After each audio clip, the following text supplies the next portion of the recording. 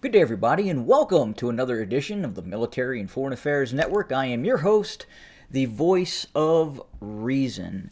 Today, we are continuing our ongoing coverage of the civil war taking place inside of the former state of Ethiopia. Now, we all know, as of yesterday, there had been ongoing peace talks taking place inside of Djibouti.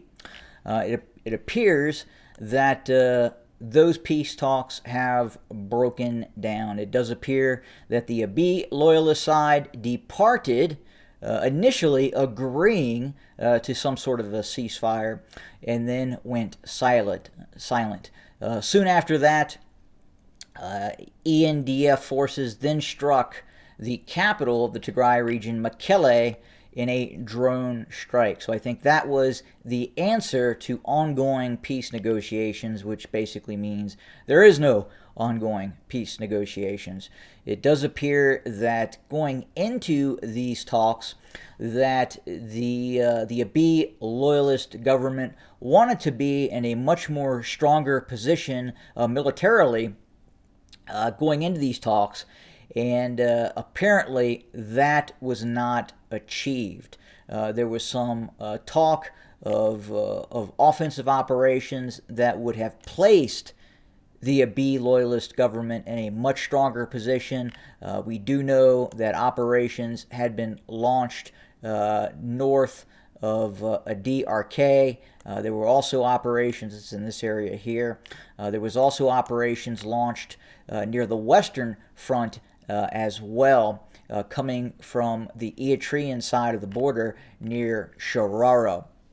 And it appears that that operation by the Abiy loyalist, and in conjunction with the Eritrean military as well, was defeated in its attempt to move in towards Shararo. We also heard reports that the Eritrean and Abiy loyalist militaries had made a move towards Shire. We can tell you with absolute certainty that is not the case. The Tigrayan Defense Forces are still very much in control of Shire and most of the territory north of Shire as well.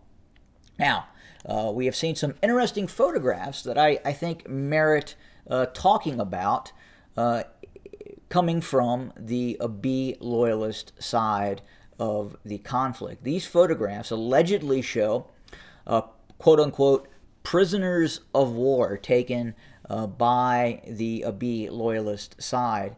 And what you see if you look at this photograph, you see about 24 individuals in the photograph.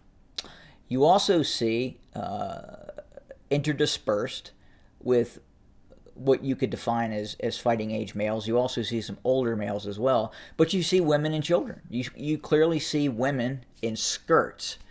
And as we do know, the Tigray Defense Forces do utilize women in their military fighting units, but we don't generally see women in skirts in those fighting units. So the question is are these in fact prisoners of war, or are they simply civilians that have been rounded up and are now have been put on display as prisoners of war? Difficult to say at this point, but it does not look like a fighting unit that is on display as prisoners of war in that photograph. So it really has to be discounted, or it's at least discounted by Military and Foreign Affairs Network.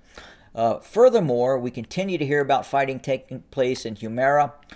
We do know that the heavily armed Sudanese and Egyptian-backed Tigrayan Defense Force units that crossed into Western Tigray are still very much active. Heavy fighting is continuing to take place, and we anticipate that will continue on for some time. And again, as while we see that activity taking place, we also know fighting is taking place near the Tekezi River, both to the southwest of Shiraro in this area here.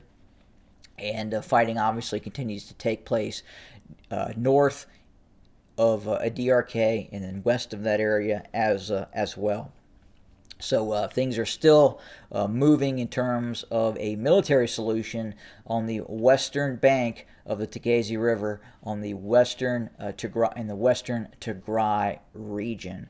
Furthermore, we think one of the key obstacles for the Abiy loyalist government in continuing any sort of peace negotiations was its military failure near Weldia.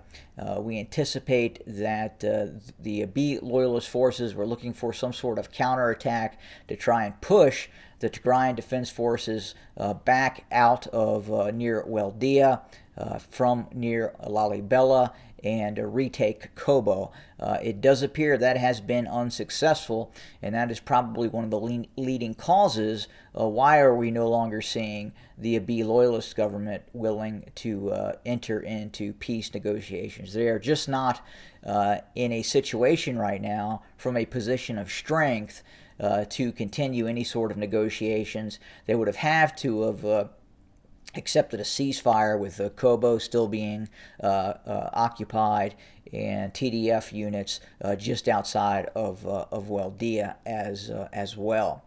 And that's kind of where it sets right now in terms of what is happening on the ground. And then we did see that drone strike take place. We believe that Chinese-made drones were utilized to attack targets in Mekelle. We know that Mekelle University was struck by a Chinese-made drone strike using Chinese-made munitions. The reason we believe that they are Chinese is that the Turkish systems, the TB2 Bayraktars, have a range of roughly 100 miles. And those systems, there's no Abiy loyalist airbase active within 100 miles of Mekelle. So in all likelihood, those strikes were launched by the longer-ranged Chinese-made drones that are satellite operated as opposed to direct line of sight with the TB2 Bayraktars. But that is pretty much it for today. We're going to continue to monitor, to report in what is happening, what is going on. One other thing to note here real quick, we'll kind of circle back towards Eritrea and what is happening there.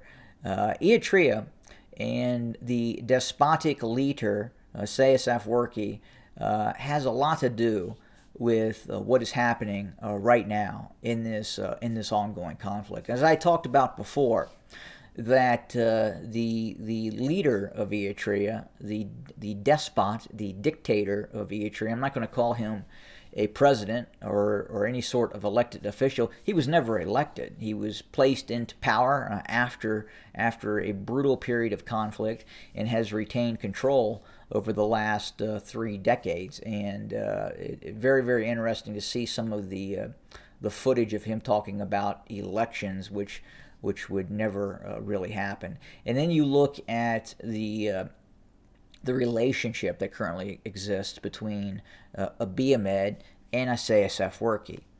And right now, Isaias Afwerki sees the Tigray region and its current leadership as an implacable threat to the dictatorial regime of Isaias Afwerki.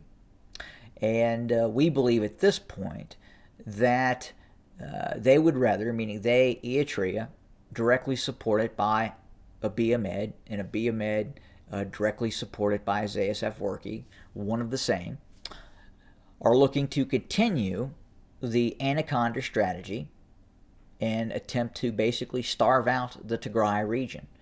And that is why they see their position in terms of ongoing peace negotiations as untenable in terms of allowing the border to be open, allow basic services, banking services, internet services, food and other supplies to freely roll into the Tigray region. It is the only card right now that Abiy Ahmed and Isaias Afwerki have right now to, in their view, eventually defeat the Tigrayan Defense Forces.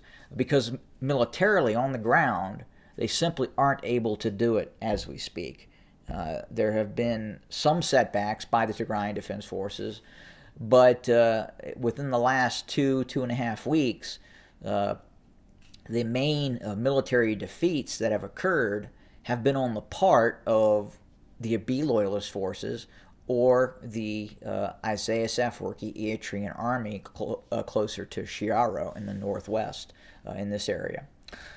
So again, any sort of agreement in terms of a peace settlement and an extended ceasefire, the only way the Tigrayan Defense Forces are going to allow that would be if they would remove the anaconda strategy, the stranglehold that currently exists on the Tigray region. And they aren't willing to do that, meaning the Abiy government and the dictatorship in Eritrea. They are not willing to drop the current siege and allow food and other necessities of life to flow into the Tigray region. They're willing to stop fighting. They're willing to cease military activity for now, but they're not willing to stop that siege of Tigray. And obviously the Tigray Defense Forces are not willing to stop fighting until that siege is lifted. So that's kind of the predicament we're sitting in right now in terms of what is happening in this ongoing conflict. But we'll continue to monitor the report, and we'll have more very, very soon. And again, as always, thanks for joining us. Have a good day.